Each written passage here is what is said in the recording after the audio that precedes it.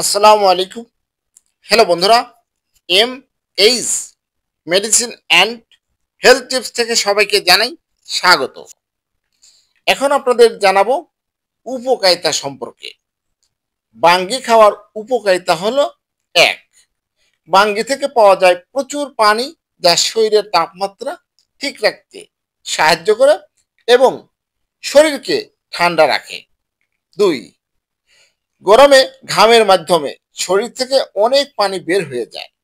বাঙ্গি এই পানির ঘাটতি পূরণে সাহায্য করে এবং শরীরকে হাইড্রেটেড রাখে। তিন, গরম ও অতিরিক্ত রোদের কারণে সানবার্ন, ফিট হাইপার প্যারেক্সিয়া ইত্যাদি সমস্যা দেখা দেয়। বাঙ্গির রস এসব সমস্যা প্রতিরোধ করতে সাহায্য করে।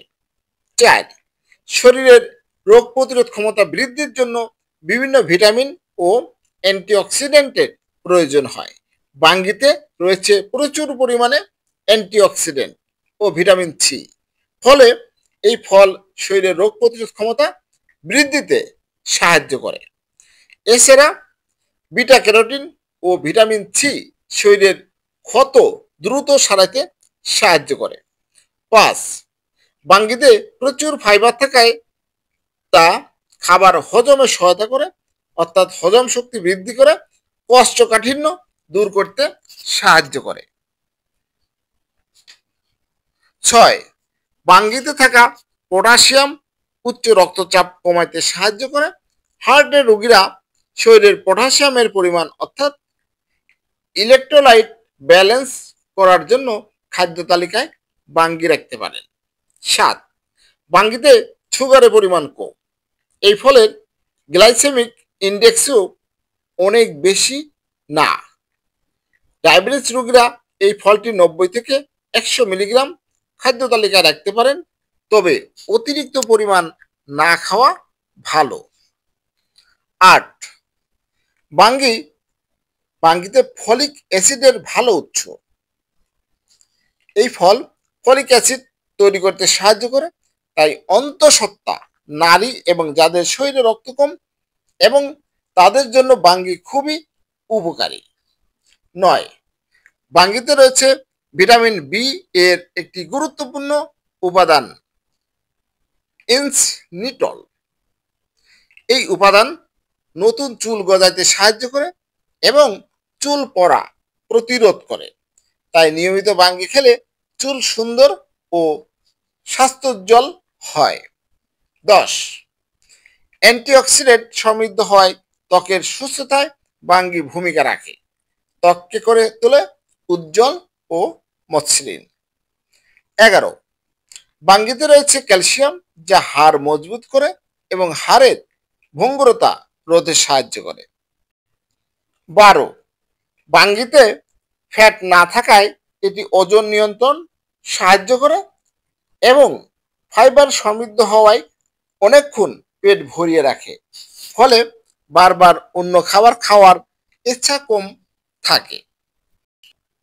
13, অ্যাসিডিটি, খাবারের অরুচি, নিদ্রাহীনতা, আলসারের মতো বিভিন্ন সমস্যা প্রতিরোধেও সাহায্য করে বাঙ্গি।